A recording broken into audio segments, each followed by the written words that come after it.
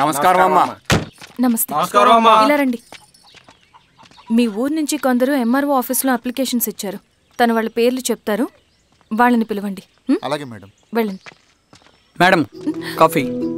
నువ్వెప్పుడు వచ్చావు రవి? మీరు గంటకోసారి కాఫీ కావాలంటారు కదా, మాటి మాటికి వెళ్ళి రావడం ఎందుకని వచ్చేసా.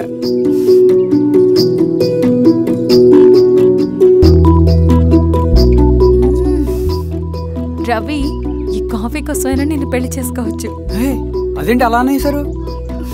That's a compliment. భలేవారండి బాబు. దండాలమ్మా. నమస్తే. ఇలా ఇవ్వండి. చెప్పండి మీ సమస్యలేంటో.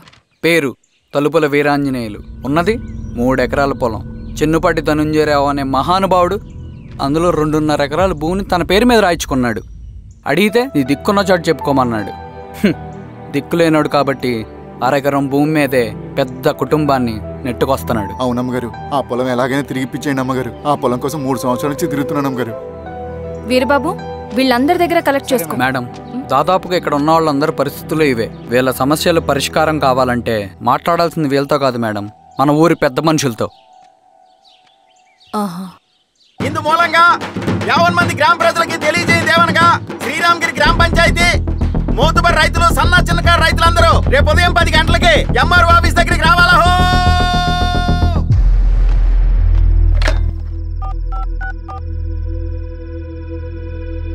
హలో, ఎవరు? నమస్తే బాబాయ్, నేను ఈశ్వర్ రెడ్డి. ఎలా ఉన్నావు? బాగున్నా. చెప్పు బాబాయ్, శిరీష్ ఎంఆర్ ఆఫీస్లో భూ సమస్యల గురించి రేపు మీటింగ్ ఏర్పాటు చేసింది. ఈ విషయం మన వాళ్ళంతా ఎలా తీసుకుంటారో అర్థం కావట్లేదు. అందుకనే మీకు ఫోన్ చేశాను.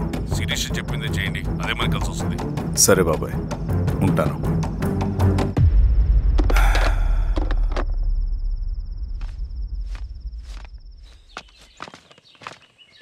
నమస్తే మేడం. నమస్తే అమ్మా. కూర్చోండి.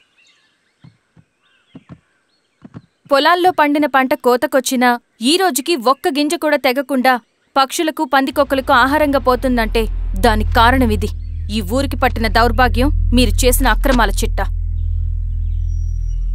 కడుపు మంటతో ఉన్నవాళ్లు మీరు చెప్పిన కూలీకొచ్చి ఎందుకు పనిచేస్తారు? దౌర్జన్యాలు చేసి దిక్కున్న చోటు చెప్పుకోమన్నారు.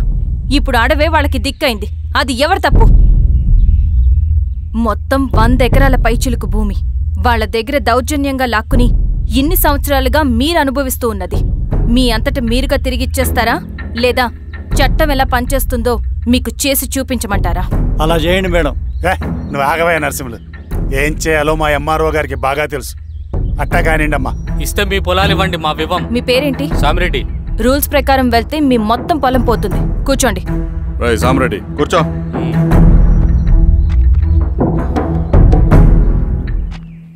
ఏమ్మా, సంతోషమేగా? మరీ నువ్వు అనుకున్నంత చెడ్డవాళ్ళేం కదమ్మా మనోళ్ళు.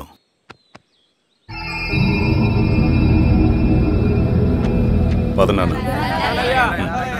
నమస్తే. పెద్ద ఆయన చెప్పాడు, అంతా మన మంచికే. పోను నీకే అర్థం అవుతుంది. సెంట్రల్ కమిటీ నుంచి కొత్త ఆర్డినెన్స్ వచ్చాయి. దాంట్లో ముఖ్యమైనవి జరగబోయే మైనింగ్ ఆపాలి, రెండోది జెడ్పీటీసీ ఎలక్షన్స్ని బైకాట్ చేయాలి, దీనికి జనాల్ని సిద్ధంగా ఉంచాలి. లాల్ సలాం కామ్రేడ్. లాల్ సలాం. ఏంట్రవి, శ్రీరామగిరిలో భూస్వాములందరూ దేవుళ్ళైపోయారంట, పేద ప్రజలకంతా వరాలిస్తున్నారంట, ఏంటి సంగతి? అవునన్నా, నేను కూడా ఆశ్చర్యపోయాను. ఒక గవర్నమెంట్ ఆఫీసర్ తలుచుకుంటే ఒక ఊరు క్షణాల్లో ఎలా మారిపోద్దో నా కల్లారా చూశానన్నా. అది కాదన్నా, అంటే నా ఉద్దేశం వాళ్ళు ఏం చేసినా దానికి ఒక స్ట్రాటజీ ఉంటుంది. శిరీష వాళ్ళ వర్గానికి చెందిన అమ్మాయి. ఆ అమ్మాయికి ఎంత పాపులారిటీ వస్తే వాళ్ళకంత మంచిది. ఎందుకంటే వాళ్ళ అన్నయ్య ఈశ్వర్ రెడ్డి రాబోయే జెడ్పీటీసీ ఎలక్షన్స్లో చైర్మన్గా పోటీ చేయబోతున్నాడు.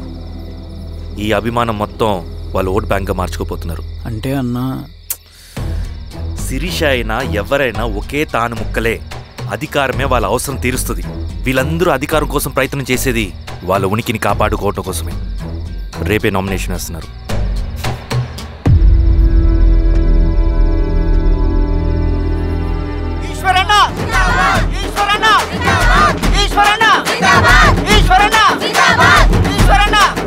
గారు, మీ సపోర్ట్ మాకు కావాలి.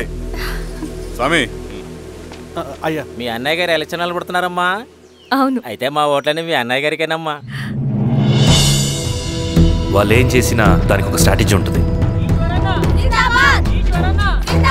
అమ్మాయి గారు, సంజీవ్ రెడ్డి గారు వస్తున్నారంట. మధ్యాహ్నం భోజనానికి అన్నయ్య గారు ఇంటికి వచ్చి ఉన్నారమ్మా. అవునా? సరే సరే అమ్మా. రవి, నువ్వు కూడా నాతో వచ్చి. అది రవి, ఇక్కడ నాకు ఫ్రెండ్స్ అంటూ ఎవరు లేరు. నాకు తెలిసిన వాడివి నువ్వు ఒక్కడివే. I'm feeling alone. అందుకే, అర్థమైందా? సరే.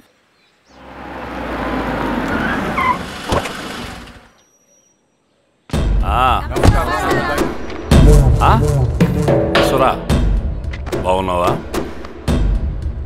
నమస్తే చెన్నారెడ్డి. నమస్తే. బాగున్నారమ్మా? సుబ్బారెడ్డి, పదండి. ఊళ్ళో మనోళ్ళంతా బాగున్నారు కదా ఈశ్వరా? అంతా బాగున్నారు బాబాయ్. సంతోషం. ఈసారి మళ్ళీ మనం ఏకగ్రీవం అవ్వాలి రెడ్డి. మనకు పోటీ లేదు, మనదే విజయం. సంతోషం. కూర్చోండి.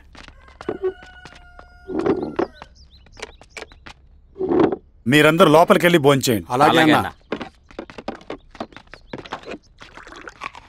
ఆ రైతు కూలి సమస్యలు ఎంతవరకు వచ్చినాయి? మాట్లాడుతున్నాం బాబాయ్, దాని గురించి మీరేం వరి అవ్వట్లేదు. బాబాయ్, ఆ, నమస్కారం. రండి రండి. ఎంఆర్ఓ శిరీషారెడ్డి గారు. శిరీష రెడ్డా? ఆ, శిరీష అనే పిలవచ్చుగా. అమ్మమ్మ, పులికి పంచాలాగా సింహానికి చూలాగా అది మన ఐడెంటిటీ. అది అట్లాగే ఉండాలి. సరే బాబాయ్, నేను ఫ్రెష్ అయ్యేస్తాను, మీరు కానివ్వండి. అయినా ఈ కాలం చదువుకున్న ఆడపిల్లలతో మాట్లాడటం చాలా కష్టం. చుట్టుపక్కల శిరీషుకున్న ఇమేజ్ మనకి చాలా మంచి అయింది ఈశ్వరా. నేను అడగకముందే పార్టీ హైకమాండ్ సర్వే చేయించి నీకే ఫేవర్గా ఉండడం వల్ల టికెట్ ఇచ్చింది.